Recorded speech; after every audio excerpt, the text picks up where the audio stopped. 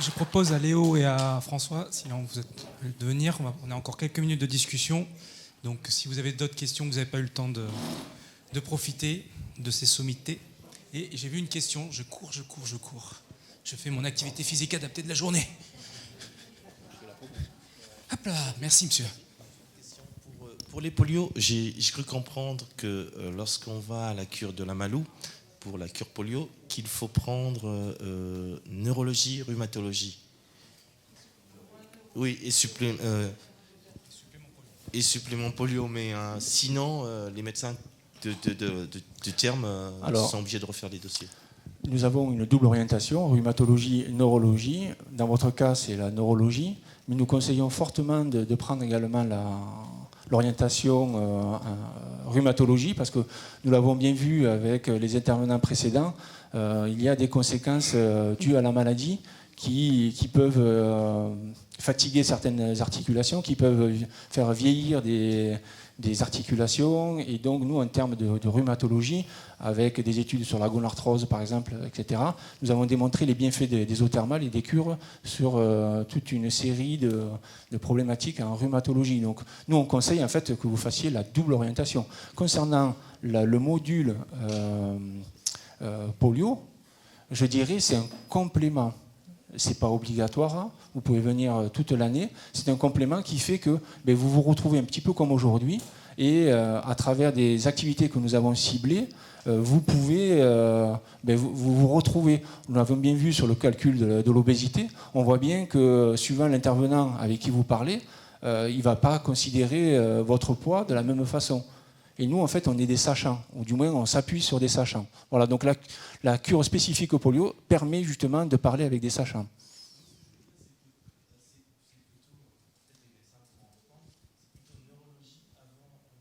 Non, mais c'est exactement ça.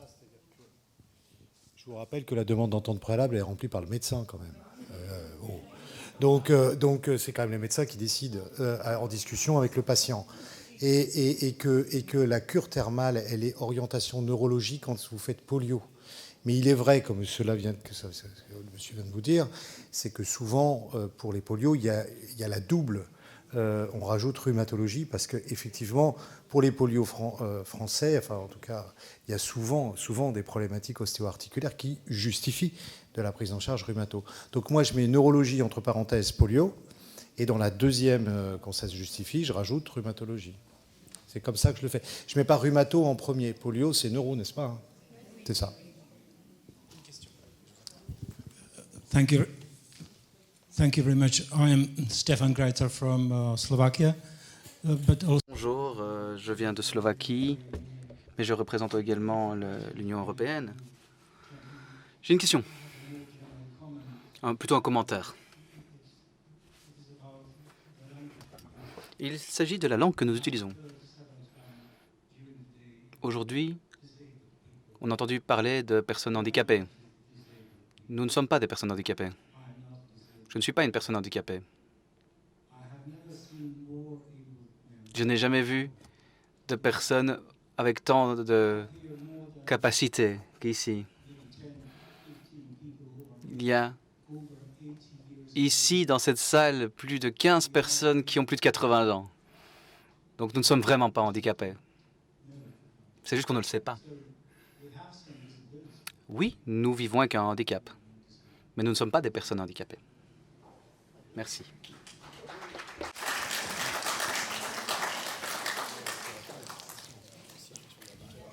Si je peux répondre, me concernant, j'ai quand même beaucoup travaillé avec les seniors, puisque souvent cure thermale égale senior. Souvent j'interrogeais les personnes pour savoir quelle est la définition du senior. Voilà. Et des personnes d'une cinquantaine d'années, par exemple, avec qui je discutais, ah oui, mais tu es directeur d'une cure thermale, etc. Il n'y a que des vieux, quoi, tout simplement. Vous voyez ce que je veux dire? Cette catégorisation. Donc c'est vrai, mon commentaire, il est vrai également pour ce qui vient d'être dit. Moi, j'ai pas d'a priori, je n'ai aucun jugement. Moi, je suis là, limite même un petit peu provocateur avec certains de mes patients. ils sont en stage chez moi. Ils font presque un stage intensif pendant 3 semaines, puisqu'ils vont se reposer pendant une cure. Et ensuite, je vais leur demander, avec un enseignant APA, de faire des exercices de mobilité. Je vais les faire bouger, je vais les bousculer, pour qu'ensuite, ils puissent se relever, remarcher, gagner en autonomie. Donc je ne suis, moi, pas du tout dans un concept d'handicap. Moi, je suis là avec des personnes qui, malheureusement, ont un petit locataire dans leur corps, et il faut qu'ils vivent avec ce locataire et pendant plusieurs années. Donc je suis totalement d'accord avec vous, et vous en faites pas, je suis votre premier défenseur. Oui. Et moi, je vais peut-être rajouter un petit mot, si vous voulez bien, pour aller un petit peu plus loin. Évidemment, alors il y a aussi peut-être la problématique de la traduction qui peut poser problème dans ces mots choisis. Mais il n'y a rien de plus universel que le handicap. Le handicap, si on prend la situation de handicap, finalement, c'est quelque chose de très universel et partagé par tous, puisque moi, je me rends bien compte que chaque année, c'est un petit peu plus difficile, et que la notion de handicap, c'est une notion, de mon point de vue, qui est purement universelle et qui touche tout le monde. Et d'ailleurs, on le sait tous. D'ailleurs, l'appréhension du vieillissement, c'est l'appréhension à la perte d'autonomie. Et l'appréhension à la perte d'autonomie, c'est l'acquisition d'un handicap. Et c'est la vraie problématique qu'on a aujourd'hui dans notre pays sur la définition du handicap, où en fonction des portes d'entrée, c'est entre 3 et 12 millions d'habitants. Ce qui veut bien dire qu'on n'a pas réussi à bien déterminer ce que c'était qu'un handicap, en fonction de la porte d'entrée et de la définition qu'on veut y apporter. Donc, effectivement, monsieur, je suis d'accord avec vous, évidemment. Mais je crois que ce qui serait encore plus beau, c'est qu'on puisse se considérer tous, comme des personnes potentiellement en situation de handicap. Et dans ce cas-là, il n'y a plus de problème. Il y a des personnes handicapées, des athlètes de très haut niveau de l'équipe de France, des ambassadeurs qui veulent afficher en disant « je suis une personne handicapée ». Et donc, ce sujet-là est un sujet extrêmement compliqué puisqu'il renvoie à une définition qui reste finalement assez floue.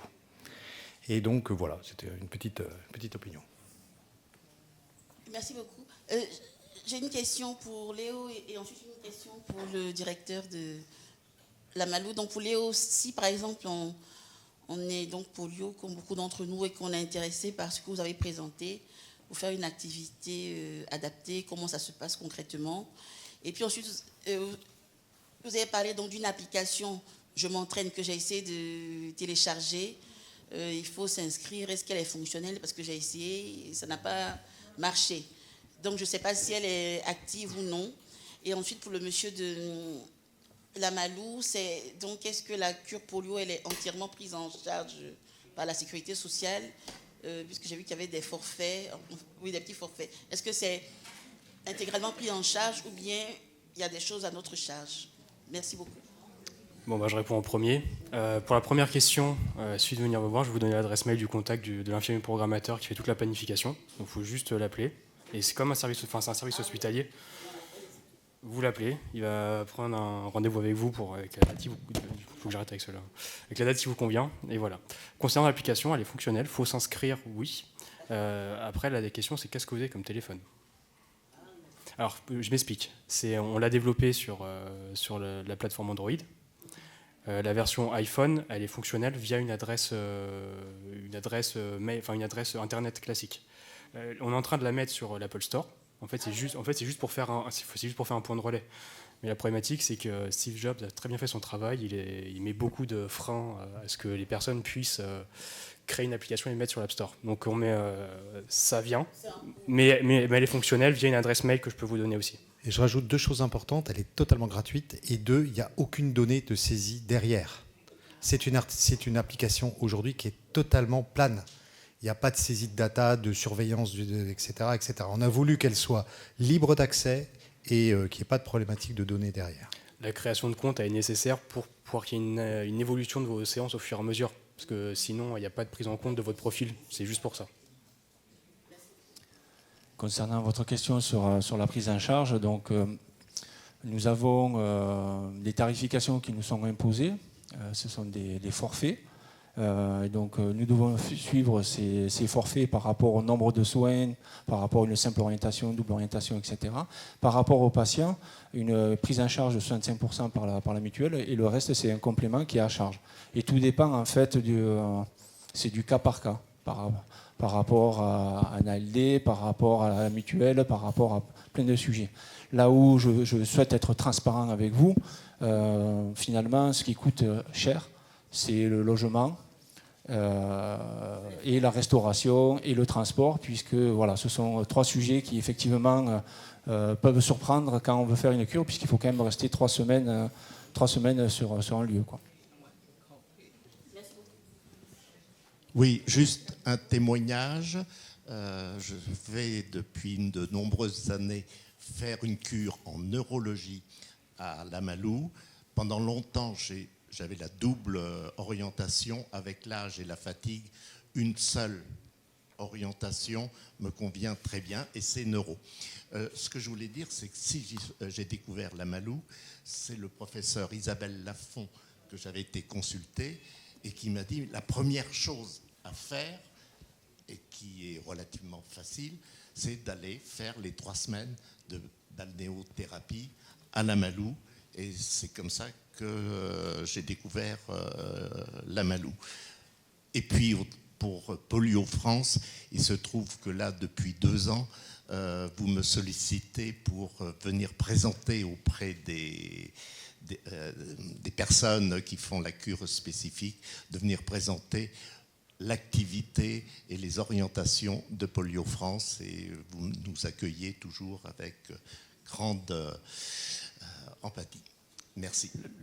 L'objectif, il est qu'ensemble, on est plus fort, et qu'on puisse répondre en fait à vos attentes, puisque nous, tout simplement, si on n'a pas un retour du patient, on parle beaucoup de patients experts, etc., si on n'a pas ce retour-là, comment en fait on peut être le plus adapté à vous. Donc c'est important que vous interveniez au sein de notre établissement.